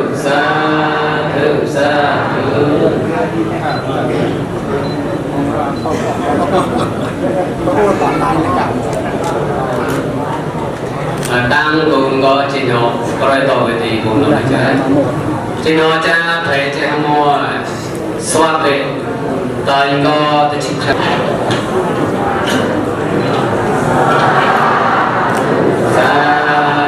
xa thử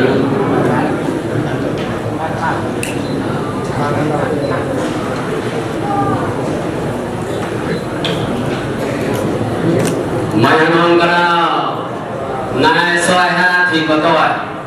thầy đồ quan công rang quay đến gì ông tôn thầm anh chơi à xoay cái tên cái cái chip khá của ô nhà gì chơi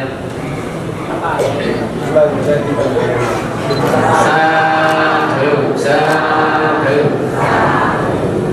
mày không có đâu ngài treo anh nè thầy má vì hà ra quan công thôi ông là con thầm anh chơi à của ô cái nhà tay cái cái chip khá gì chơi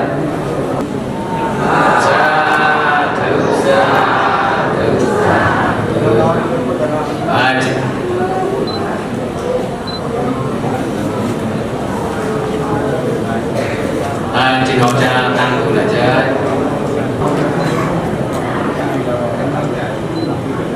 Thôi mà các bạn like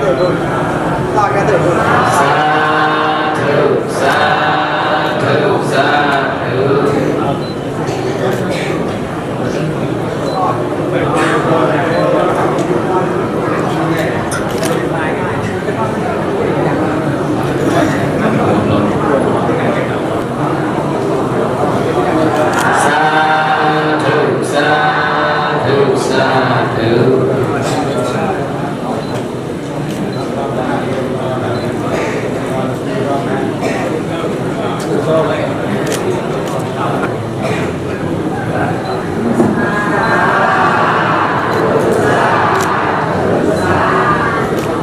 đang luôn like cái đôi like cái này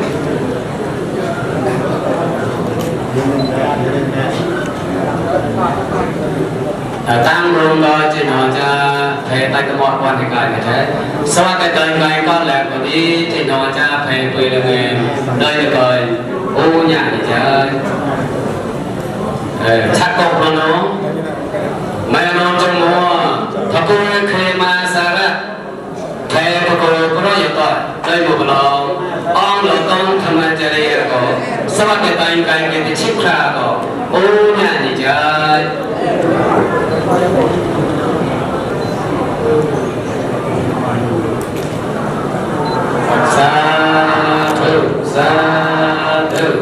xa thử non cho bà nai nè những đẹp thì chị à thề xa na đẹp kita đây một cái lò ông lò con tham gia chơi à sao cái tay cái chip khá rồi ô nhà thì chơi con nhưng mà nói cái này có tham à nai tham gia học sa thề xa na đẹp kita đây một cái lò mẹ con sân chi nè ôi đi học chi ôi thử xa hãy tăng cường chính họ cha theo quy định đây là một chính họ cha theo bánh còn sau việc bày cái chính là anh nói lên ra rồi cái này ra chính mà rồi ra một trong ba giờ đi bày chính là bao nhiêu nó mày nói là nay mình cái này thầy ăn thầy ôi anh gì đó là con đồ cái nói cái này tôi chỉ ăn rồi họ nói sẽ là nay mình cái này ô nhá bày cái chính là gì đó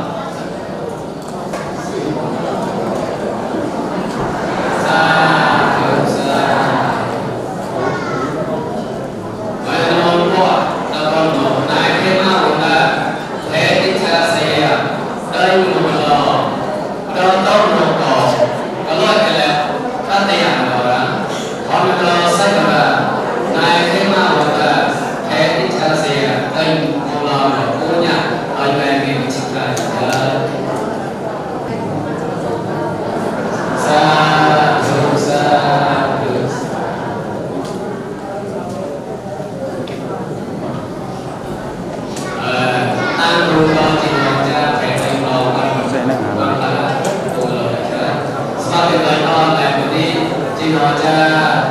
không lẽ nó mà nhá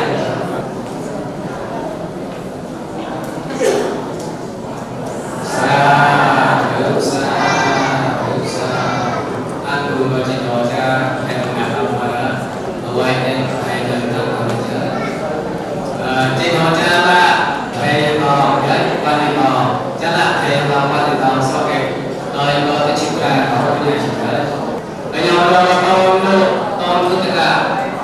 เป้าหรือป้องหรือแนวว่าข่าวนี้เรามองเพื่อมาดีแต่ก็เราถ้าเพื่อเรียนจะทำเนี่ยแพ้ศาสนาและกิจการโดยมุขเราต้องรู้จักก็ร้อยกันแล้วพัฒนาเราว่าเพื่อเรียนจะทำเนี่ยโอ้ก็เนี่ยตอนนี้เรียนชิบหายเยอะ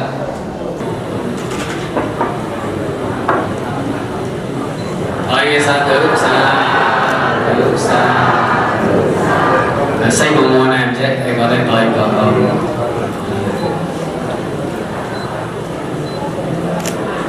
mau kalau ni naik wilasa, thay tak mela dari mau kalau tahun ku tegak kalau kalau puji yang ada, oh kenya baik ni cipta ni je.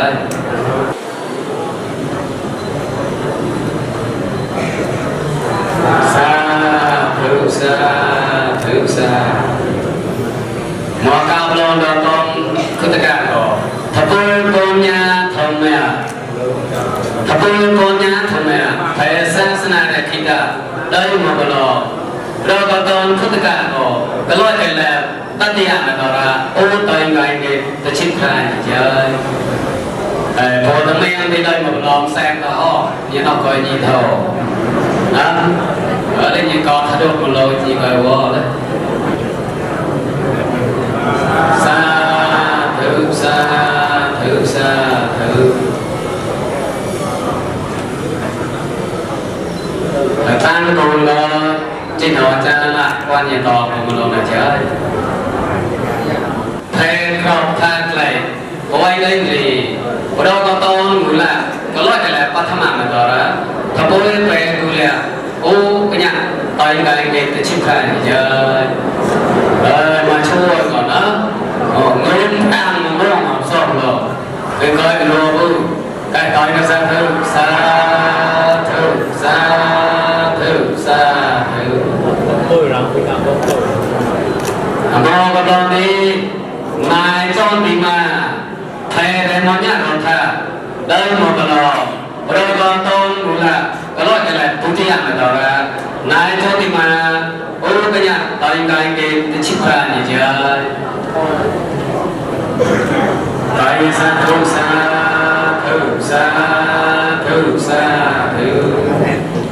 mua cao lon đi này so thêm bè thay crop thay lại quay đây gì ở đâu có tôn là cái loại cái này tắt đi ăn được rồi này so thêm bè ô cái nhà tay cái chip ra như thế rồi ra đi rồi con rồi coi sa đâu ông con ngứa lạc của mình có còn làm đấy người có quen đó ông như với mình có luôn đây gọi là tiệc ga đâu quá nhà đây có mình cho nhậu xây mong khăn ăn lên lối để nó mang vào chung con thì to nó xa thử giờ Louis mà nó có đem nhà nó sẽ phải ăn xong đó vì chuyện nó lọc còn người con là còn phải ăn xong đó bây giờ bao nhiêu là sẽ phải không lúc mà xong có tan vui ở lúc mà xong có xong hết rồi cho nó đại bay mọc vào đầu đấy bắt đầu xay con này xong hết rồi cho nó đại bay mọc đó chơi gì đâu mà chơi con tôm này non đẹp xa này ăn đẹp mà hai con đi này áo về này cho rồi bên đây thay đồ đây chạy không ngoài xong hết rồi cho nó này bay vào đầu chân bò cầu son đó ô bên nhẹ cho là cái này một chút này thì chứ สวัสดีจะรอดได้ไปต่อเจิมบอลไปประกอบไปต่อนะ ศาสนาบางนิมสอนลมสอนจุราสนามสักระดังนิมปล่อยกลอมจำจุปอสนามกิเต้าพอระเกินป้อนหมกบาจุบาบาบางนิมบาจุปอดงัวปุถเวเจ้าต้องดอกคุยตัวงัวจุบานดีต่อยดีกลุ่นเลินคอนคณาสะแพงป้อยใส่มัวเช่นหัวจ้าบุยแตกหลอกกุ้มเรมญาธรรมจริยะเจ้าต้องหรือสักระเดินหรือปล่อยกลอมปล่อยจุปนสนามต่อยดีประเทศสหรัฐลุยปรากเลิ่มของเรียกเก้าเพศศาสนาอวังประซ้อนจุดน้ำสปะจมุสมแดงต่อยดีโลดสะแพงเขาไอ้ตัวมัวบ้าเช่นหัวจ้าเกินเรมญานิกายะปกกลมเพปรางสมกากาฮัดสร้างโลลุยมันเรมญานิกายะโนอวังพระปกนามอุทุกอดลักปรางโนโอสวัสดิ์จะรอได้ไปต่อปอดเช่นโนกจากรมเรมญานิกายะพร้อยยต่อยโลดสแพงสมาสปอร์เลยพระพุทธมอยต่อวังปนจมวนน้ำอ่องจะไหนอาจจะพอต่อเอ็มไปตานเกาซอก็สวัสดิ์จำปอนไฟประโดดในหมดไม่ต่อนะไอ้กระดาษมโนก็ต่อมาล้นปล่อยใส่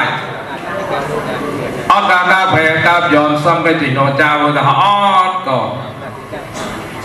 ล้นเปลืองเราจะเรานำแต่นุสระมีไปกลอมจงจำน้ำไทยเราก็ต้องมากรับนกก็กุ้งรำเบิ่มเน่านายมัวตอนนี้ดอกเวไม่ได้เว้นเด็กตักขนาดทางมันดัดก้มมองเบิ่มเน่าก็วังบ้าไปหนาเอ้กันมาทักวันนี้เจ้าบุญนึกก้มส่องแกมหาสมุทรีเจนอจาปังอาไพบลาดพอตอนนั้นสลัดที่เจอาดอกตอนนี้ส่องกับก้มปวารณาเกินออลุนติสาเรมอนเด็กอัดต่อยเราวันนี้เจ้าบุญนึกตัวนี้ก็เราไม่นอกจำไอ้กาเอกจาระหนึ่งปล่อยกลมจงจำน้ำหำเกิดเราจัวเราน้ำน่ะยิ่งแต่กระตอนโลจะจีต่อยบ้านหนึ่งซอนลอมตูสานาไอ้ยิ่งแต่ปัญญาจีต่อยปล่อยเนินเนี่ยก็สัมญาเชี่ยงปวดร้องกันโลแต่ว่าใจปล่อยเนินไอ้ใจปล่อยเนินเนี่ยก็ที่ป้ายเนินเหมือนนู้นสั่งกาแฟกาบย้อนก็เลยชอบกับผู้กินได้นะที่ป้ายโมเราดีเปลี่ยนเก้าไปศาสนาคุยดีมนตามนได้มนเนี่ยมนปล่อยไปศาเปลี่ยนเดินความเลยไรคาแซมนะไรของเสาต่อยไรมนมากปล่อยไรปล่อยทางเปลี่ยนศาสนาที่ปล่อยหยดก่อนปล่อยต่อวิถีศาสนาปล่อยใส่เอ้ยอย่างนี้เราต้องบอกในตัวเราก็ยิ่งแตกปล่อยเนินนู้นมาหมาเสียเอ้เจ้าตอมรู้สระมีเป็นตอมจงจำนะเอ้ใจหนกจ้ามหาสมุทรีแล้วก็ยี่ตอมชุดต่อเจ้าโฟสิ่งลอยแบบอดเราเวลาหนามแบบนี้เอสวัสดิ์ยี่ตอมนี้คุยปากอาวุโสก็ตันไปโปรเจอมบอลในกองมวยชักโทมีไปกลอมไปจุบอลสนามใจหนกจ้ามอเนียงที่หนกจ้าก็คุยอาตักลาเราแต่แตกละตุ้มจ้าหล่นจ้าละพอดชูลอยแน่ปมมุดเนาะเอ้ก็เลิกดาวกระลักวางซ่อนจุดน้ำเอ้จีนองจาแต่ตอนนี้พูดไปโปรดเถิดพอในที่ต้องมุดไส้ตอนในสนามนี้ปล่อยกลอมปล่อยจุดบอลสนามเอาปอนจุดบอลสนามก็ลงหลังลงแทงสมาร์ทบอลลงแล้วก็สร้างมันลุยมันพูดตัวเมียในจีนองจาก็กูปล่อยต่อยคนต้องดัดสลัดที่เจ้าตอนนี้จีนองจามาเฮียเป็นโลกไอ้เด็กโลกเรามีมันเนี่ยไอ้ที่ต้องคุณสตอมต้องไอ้ที่ต้องนี้กองหนึ่งก็ดีปุยจังหวัดไปเรามาเป็นต่างตัวซ้อนนะไอ้ดาวกับคนนอกก็ดีตั้งแต่หนึ่งกับคนที่รอก็ถูกปะดาวตรงนี้ดาวกับไอ้ที่ดวงเนี่ยดีขโมยกับซ่อนกล่องกับโกงหมดผมนอกอ่ะไอ้กับมันนี่ก็ไอ้ดาวกับหลอดเรากับหมดตัวสักอะไรโอ้ตัวเอร่าที่เขาออกมอยเลยเรามอยเลยก็ดี มองเราคนจัดสักการะตัวหนึ่งเขาอัดพอเรียนกันละห้องนั่นเลยโอ้กิชีพะกับเขาคนกับเขาก็จงจะห้องมาในสต๊อกแต่จริงรอจับกันให้มอยเราหมอห้องมาเปล่าหมอเราเนี่ยเปล่าหมดต่างแรงจริงรอแล้วจริงรอแล้วมันจริงรอห้องนั่นดิสอบของกว่าสอบของวัดดัดเดินขาดเพราะยังคนไหนไม่เว้ต่างเอาตะสักกันก่อนตะสักดังตะสักเริ่มต่างๆโอ้เป็นตะสักดังๆมันโม่ระไหนแต้มมาพอแต้มมาฮะมัวใจก็ต้องเราเดินหลังได้ก็ต้องพักตะสักอยู่ซ้ายบ้าพวกโธพระแม่เทศนาล่างเขาต้องพักตะสักอยู่ซ้ายเพราะว่าสร้างเราดีสร้างสมองต่อตะสักอยู่ซ้ายเพราะเกี่ยวกับว่าหากสร้างในดีสาสมสมเกี่ยวกับคนนี้เราสร้างสายเอ็มบอลสายเราก็วิวัฒนาในสายตาสร้างระดับสร้างเจริญก็จะกรอบกบกันต่อแต่ขโมยกับเตาอัลลาซ่อนตัวไม่กล้าไอ้ยอดแต่ห้องนั้นนอนอีกเลยในนัวไส้ก็ได้กลมเดิมเหมือนอย่างนิกายะป่วยอ้อก็ติดจีนกจ้าปกกล่อมเพลพร่างจอดยีสาสมองตัวเล็กลุ่นละลุ่นสมองจงกาวระดับละโอกเลยบางมุมเราค่อยแต่อัพมองมิจฉานะบางทีนอนจางจะทำตัวห้องนั่งตั้งนอนแน่คนคุยคนนายเนาะคุยบ้องแต่ละตอนในตอนนี้พวกเราอยากเรียนศาสนาก่อนนะก้าวแพ้ก้าวยอนคุยเรื่องก่อนนะว่าอาจารย์การเรียนใจต้องตอนยินซาแต่ก้าวแพ้ศาสนาผมเนาะเจ๊กับโกตาโกตอนเจ๊กับสหนาซ่อนเงินอยู่บ้านอยากเรียนตะเลินก็ต่อฮอตเป็นยีซ่าสุกิโคลนมันไอ้ขณะเอาซ้อมมันออกไปดีรอท่อรอตามนะพันยายกอมไหลกับปาเกกอมจำต้องนู่วนที่ลงแต่สังนนฮอตกับมีเอแต่ฮอตกับจิตของเจ้าแผ่ดุดันกับแผ่กระนาแผ่โนกับตับแผ่โมกฮอตยัยไอ้กระดิ่งมันออกที่ไปตามเขาซ้อมปุยหน่อยดีผู้ที่ยังมาซ่อใส่มวยตัวหมวกก็จะตอกจอมาหน่อยเดินลงในบานเรื่องเต้นในหนังตายุยอช็อตก็จะสปาจนหมดเดินลงในบานน้ำนี้ก็ตั้งดาวพลนมอกลาอัพพวกกำลาบนแรงในหมดไส้ก็หนุนรอบนี้จอบในบานในผู้เยอะต่อแต่ป้ายพรในปากกระต่อนี้รอบระดับทางชาสลิกายเต่ามันเลยนี่ก็จะต่อก้าวหมดผมนอกก็จะตอนสันนาผมนอกมันนี่ร้อนเต่าเดินโฟเล็กปากบอลเราสอบผมนอกเลยครับคอยมานิโนนก็เราจะบอกว่าไซน์ก็ต่อดีไปตามเราซ้อนถูกไปโปรดจำพรได้น้อยอยู่จุดต่อยจิตของจ้าดูลงตาไปพอก็ดีมัวนอกคุณจะร้องได้ไปต่อยไปในมวยซ้อมในพออยู่ได้ครับบ้านเราได้ในการเราทำมันอยู่บ้านต่อนะสังสาระวอตาตะขาตาโมจุนทายะนิเพนสะสอดชอยการนทายะอิมองเลมอนยานิกายะมหาวิเมนองกายาทีหอยทุสิตวายะทาสาวคองกรอดพุนจิตังเลมอนยานิกายะสองขอซาเทมาเป่าเชมาพรดีเยอะต่อยละพรสร้างดอกยิงคำลางแม่ยอมอย่างเคยเดินใจการต้องยิงคำลางสองสาระวอดาการฆ่าตาวลือพตาวอดสองสาสองซอดชอยการนทายะตะโนในสมาจโนโมดในก่อแมบยามพอนยามโดนจอดต่อยกองอิมองเลมอนยานิกายะมหาวิเมนองห้องหรือวิมานจโนเลมอนยานิกายะวงกายะทีห้อยไม่ประตอง สิตวาลับจัดแต่ต้อยยะธาเสาทองมาตั้งประมวยจอก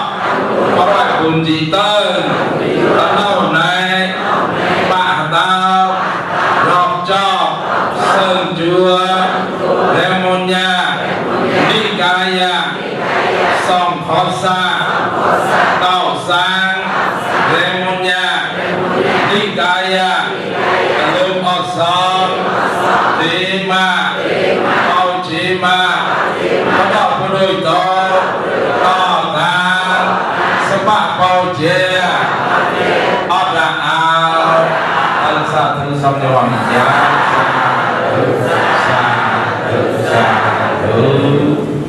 ไอ้เจ้าตัวมันจะนกแบบนี้นิกายะก็ตามเข้าสร้างแบบนี้นิกายะตัวนี้ไม่ทานเข้าซ้อมสวัสดิ์จะรอได้เลยในโม่แก่เราได้สมเด็จพระแต่เอาแบบนี้ก่อนเอากาซาเอากาซาเอากาซาเดือดต้อยหลับปอน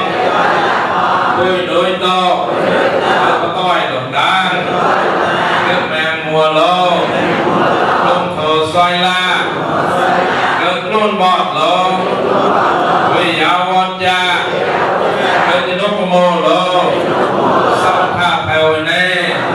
วิปัสสนาแผ่วเนต้องสออารมณ์สองวุฒิผู้การแก่อาเจ้าเติมดอกดีบานผ่านไปแต่ไกลดูพตายุ่งหยอดชอบอารมณ์ออกสองอันดีเอาผู้การเกิดเราประจวบบารมอยเติมดอกดีบานอันดีเอาเดินต่อยหลับบอลสวัสดิ์ไม่นานเอาซอคุยโดยโตลูกอสอบวุฒิบัวตะเมียงวิเศษาใจโนอาจารย์ตะละส่องแคมหาสมกีเรมอนยาธรรมาจารย์เยใจโนอาจารย์ลูกอสอบเป็นชื่อต่ออาจารย์อาถวายพระราชลูกอสอบบัวกบลาผู้โดยโตเริ่มกูลชาบกูลสมบัติเปาเจียเจิมปอนไปปะโรตะโมเจิมปอนไปตันเกาซอสภาพนาอาไม่ไม่จุกใจแพ้ไหลซอยมูนกระของสร้างปอตูเจ้าวัดชายสอนได้เจ้าก่อนสอนได้ทานประมังศาสนาเริ่มมาสองวุฒิคุยโดยโตไปปะโรตะโมเจิมปอนข้างนาไม่ต่างเก้าซอสัมภาระอาเต้าเกเต้าโกเอาตะเมาเกไม่ต่างเก้าซอนุ่นเต้าโต้ยผู้กักเกตแตกไหลนุ่นตาโต้ยผู้กักเกตอนดาววัตสังจอดสังกายะตามประกาตมันกาลาอัดดิอายะทาวรมหาปราปราบริโภคสังเราเอวะไม่ไหวตามแต่ดองแต่ตาน้องไปตาน้องลังตาน้องแต่เมื่อตาเต็มใจวันไรสวิติเทยุลาภเวสาเปตายาวันจันทร์สเปเทเยวินาสันตาเวเตวันดาวันไรสวิติเทยุลาภเวสาเปสัพพังเวลมโมยานาเนปยสุตั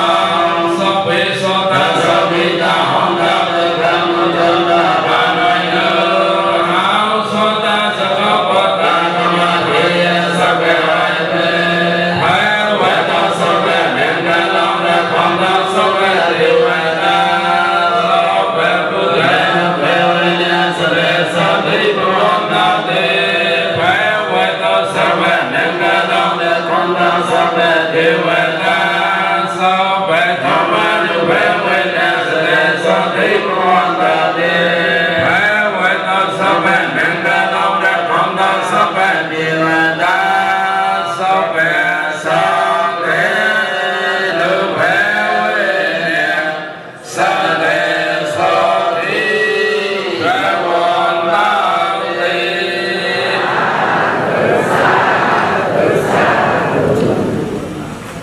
พอเก่าสอบผู้จะวอนยินสาสาวนิพอจูพอเก่าสอบผู้จำมาจำมาจำมาหนาวสาธุสาธุสาธุพอเก่าสอบผู้จำมาจำมาจำมาหนาว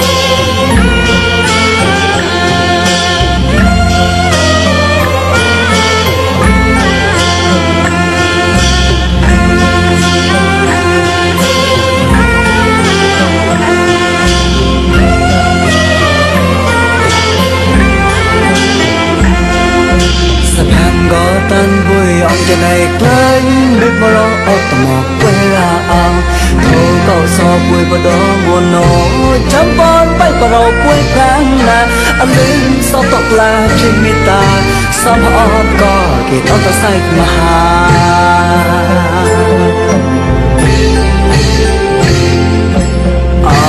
ก็มันมีก้อนเทวดาอินทราป่วยพอยประมวยกลิ้งออกนี้เอากระรงเก้าสองป่วยดูนเอาจุดเล่ก็จอบมันได้โนบิปันเล่ก็สอบป่วยในตัวบุคราปะตัวตันปักจุดเล่